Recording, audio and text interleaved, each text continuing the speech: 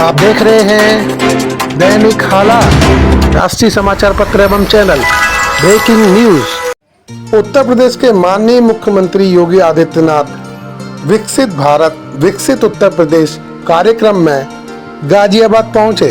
आप देख रहे हैं Dainik Halaat news. Anchor Bindesh Chaturvedi, report Devnath Mishra. इस पुस्तक में तर्कसंगत तरीके से की गई है, उनमें विवेकानंद की छाप दिखती है, तो कभी वे स्वयं से ही प्रतिस्पर्धा करने लगते हैं। इस पुस्तक में अनायास कुछ नहीं लिखा। आज जो महाराज जी आए हैं, किताब का विमोचन तो करेंगे, लेकिन हम सब इनका आशीर्वाद ले रहे हैं।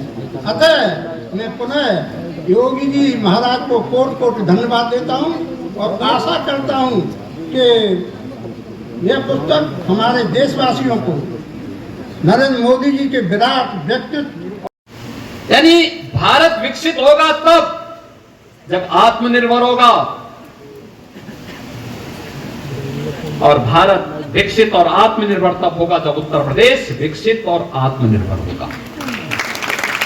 और उनके स्वस्थ और दीर्घ जीवन की कामना भी करता हूं कि उन लंबे समय तक वे सांसद के रूप में अपनी सेवाएं दिए। सदन में उनके साथ हमारे बहुत अच्छे अनुभव रहे हैं और अच्छा काम उन्होंने सदन के माध्यम से गाजियाबाद के विकास के लिए उस समय किए थे। और आज उन्होंने प्रधानमंत्री मोदी जी की 11 वर्षों की विकास की इस यात्रा में बदलते हुए भारत को उन्होंने इस कृति के माध्यम से प्रस्तुत करने का प्रयास किया है। मुझे पूरा विश्वास है कि पुस्तक न केवल यहां पर उपस्थित नागरिकों के लिए, मैं चाहूंगा कि लोग उस पुस्तक को जरूर खरीदें और सेवा पखवाड़ा के दौरान इस प्रकार की कृतियों को जो प्रधानमंत्री मोदी जी पर आधारित हो, वही गिफ्ट के रूप में एक दूसरे को भेंट दें, जिसमें मोदी जी के बारे में हर व्यक्ति उनके उस विराट व्यक्तित्व के बारे में, उनके कृतित्व के बारे में प्रेरणा प्रकाश प्राप्त कर सके और नई पीढ़ी को आगे बढ़ने की एक नई प्रेरणा प्राप्त हो सके। इस विश्वास के साथ हर लाइब्रेरी में, पुस्तकालयों में और विश्वविद्यालयों में, अकादमिक संस्थाओं में, सार्वजनिक पुस्तकालयों में इस प्रकार की पुस्तकों को होना और युवाओं के हाथों में खास तौर पर जाना, जिससे वह वर्तमान यानी इससे भूत, वर्तमान और भविष्य के बारे में भी जानकारी ले सके। आज के इस अवसर पर एक बार फिर से विकसित उत्तर प्रदेश के लिए आपके बहुमूल्य सुझाव की अपेक्षा हम सबको रहेगी। इस विश्वास के साथ मैं इस पूरे कार्यक्रम के आयोजकों को हृदय से धन्यवाद देता हूं। अपनी शुभकामनाएं आप सबको शारदीय नवरात्रि की मंगलमय शुभकामनाओं के साथ अपनी वाणी को विराम देता हूं। धन्यवाद। जय हिंद। हर जनपद इस यात्रा में सहभागी बनेगा, हर गांव, हर नगर निकाय इस यात्रा में सहभागी बनेगा,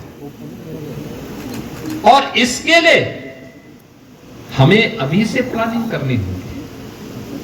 अगले 5 साल में क्या, अगले 10 वर्ष में क्या, अगले 22 वर्ष में क्या हमें अचीव करना है, कैसे करना है, हर एक सेक्टर में। इसके लिए 12 सेक्टर हमने तय किए हैं। शिक्षा, स्वास्थ्य, आप याद करिए ये मंच में बैठे हुए जितने लोग हैं, जब ये लोग स्कूली शिक्षा पढ़ते थे तब कोई स्मार्टफोन और टैबलेट की चर्चा ही नहीं कर सकता था, क्योंकि था भी नहीं। आज हम इन युवाओं से बोलेंगे कि आप टैबलेट और स्मार्टफोन का इस्तेमाल मत करिए, तो इनका जीवन अधूरा हो जाएगा।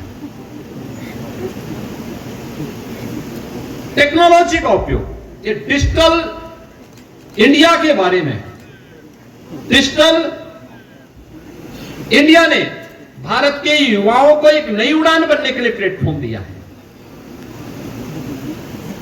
यह हमारी विकास की यात्रा का हिस्सा है। इसने अनेक रोजगार के अवसर दिए हैं, लेकिन ये विकास की यात्रा की कर्मिक यात्रा को हमने किस रूप में आगे बढ़ाया है, ये युवाओं को तय करना है कि उसको हम सकारात्मक रूप से आगे कैसे बढ़ा लें, जो इनके सर्वांगीण विकास का मार्ग प्रशस्त कर ले। आने वाले समय में क्या हो सकता है, यही आपके सामने एक अवसर भी है, और भी उस फील्ड से जुड़े हुए अन्य तमाम ऐसे अवसर आने वाले हैं जो इमर्जिंग टेक्नोलॉजी के माध्यम से आपको आगे बढ़ने के लिए शिक्षा के क्षेत्र में उसको एडॉप्ट कर सकते हैं, और फिर शिक्षा के क्षेत्र में आगे बढ़ करके वर्ल्ड क्लास इंस्टीट्यूशन भारत के अंदर कैसे स्थापित हो सकते हैं, एक छात्र और एक शिक्षक मिलकर के तय कर सकता है।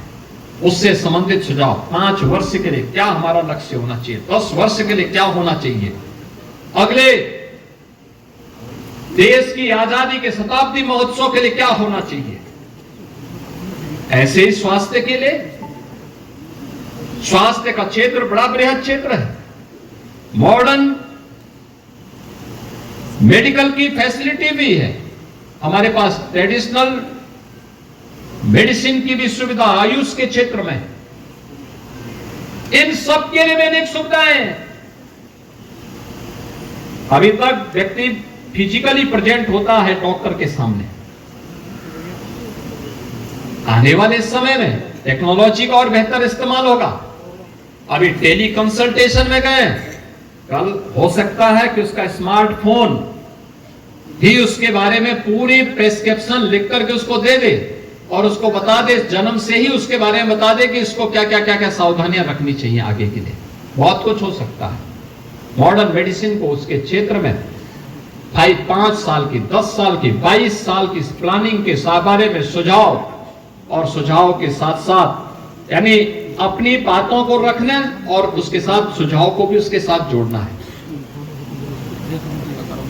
ऐसे ट्रेडिशनल मेडिसिन में हम क्या कर सकते हैं, आयुष का फील्ड बहुत बड़ा है, क्या हो सकता है इसमें, बहुत कुछ संभावनाएं है। लोग उसके क्षेत्र में दें, उसके बारे में सुझाव दें।